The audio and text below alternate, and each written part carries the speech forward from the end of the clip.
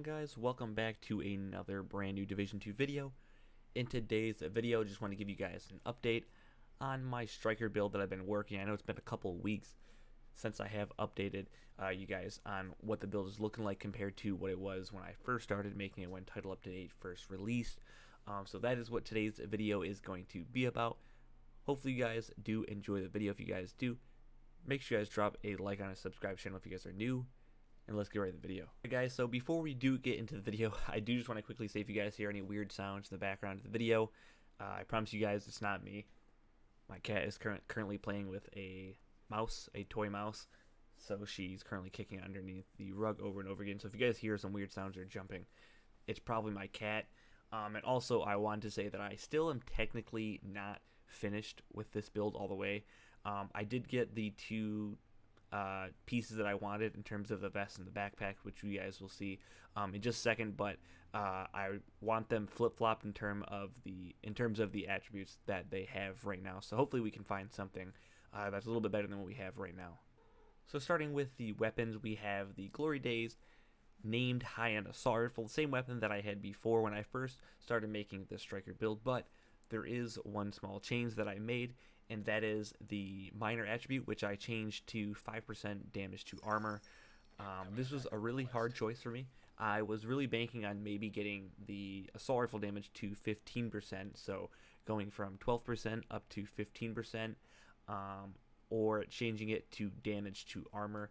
And at the end of the day, I felt like getting 5% damage to armor, which is just like pretty much raw damage no matter what you're using, what build you're using.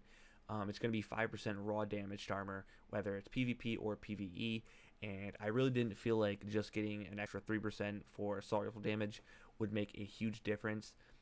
In terms of total damage, it would have went up from 92.8k to like maybe 93 or 94,000 total damage, but I did end up going with damage to armor at the end of the day. The second weapon is the named SMG, Dark Winter, has 69.7k damage, has 12% SMG damage, 16% crit hit chance, and it has 3% rate of fire.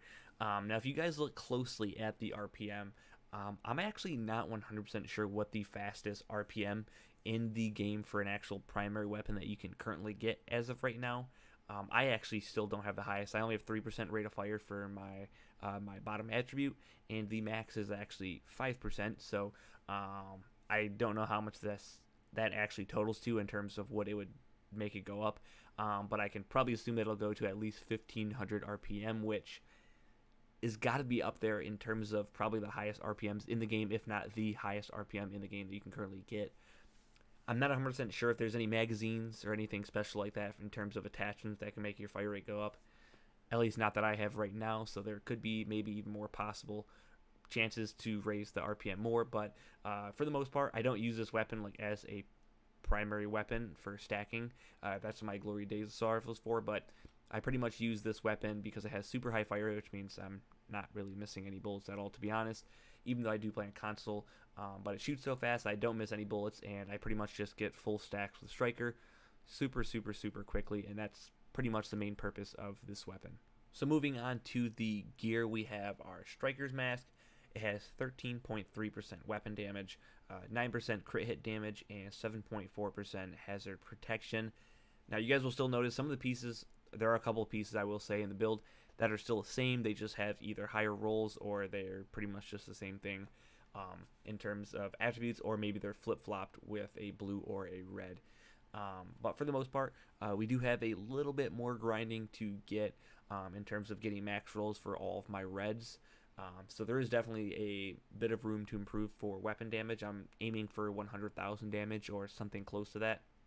Moving on to the striker holster, we have 13.7% weapon damage, and we have 2.8% critical hit chance. For the striker knee pads, we have 14.1% weapon damage, and for our minor attribute, we have repair skills at 19.2%. And for the final piece of striker, we have the striker gloves with 12.9% weapon damage and 16,347 health. Pretty much onward from the gloves and everything else that you guys will be seeing is pretty much different pieces that I've implemented and swapped out in the build, compared to the first video that I showed you guys. So next, moving on to the high-end pieces or the brand pieces of the build. This is actually a new piece, which is the Gilgard backpack. And the main thing that you guys will notice that it does have is it has Bloodsucker on it as the talent, which is what I was going for. Killing an enemy adds and refreshes a stack of 10% bonus armor for 10 seconds, and the max stack is 10. So pretty much every time I get a kill, it adds 10% bonus armor, which is super helpful. But this is actually not still the backpack that I wanted, because you guys can see that the armor is incredibly low on it right now. The max is 170,000, obviously, and I only have 112k, which is pretty low. I mean, it's not shit, but it's not god tier, and it's not god roll either.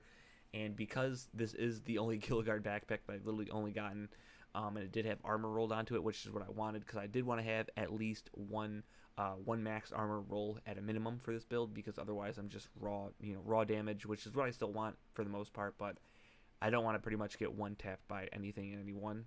And I wanted Bloodsucker, which was the main thing that I was going for in terms of talents. And I had to choose between either having a useless talent on this piece of gear that I'm using or have a 170,000 armor. And I kind of just took the roll of the dice and ended up going with the talent. And last but not least, for the vest, we do have the Fenris chest piece.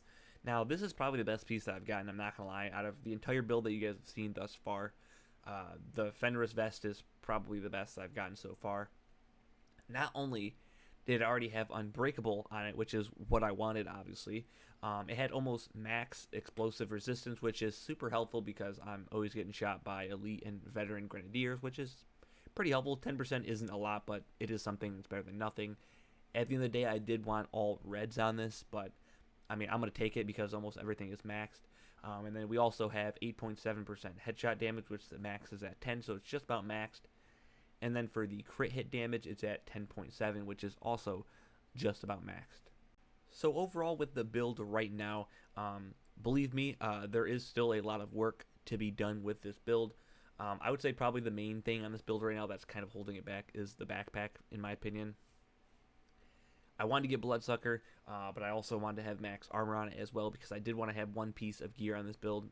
It doesn't really matter what it is other than the vest, obviously, that needed to have at least one blue minimum with a max roll armor on it, which I guess it just makes sense that it's Gilgard that it would have max armor on it if I did get it. So the backpack is kind of what I'm searching for right now, as well as the mask. That's probably one of the other downfalls on this build because it does have really bad crit hit damage on it when it has a lot more that it can go up to, and I don't really care about hazard protection. It is helpful, but it's only a 7%, so we could easily get another red on there as well. But my goal overall at the end of the day for this build, when I am completely finished with it, is to be around, like I said before, around 100,000 damage, 96, 97, 98,000 damage with my weapons, and then have around 800 to 900,000 armor.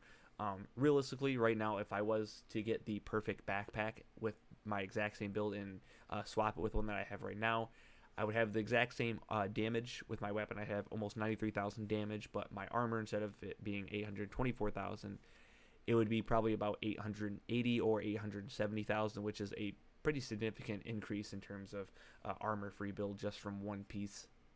But yeah, guys, that is going to do it for the video today. If you guys did enjoy the video, make sure you guys drop a like on it, subscribe to the channel if you guys are new and you guys want more Division 2 content. And if you guys have any recommendations or anything that you guys think that I should change or replace or swap in this build as of right now, feel free to let me know down in the comment section below. But thank you guys for watching. I'll catch you guys in the next video. Peace out.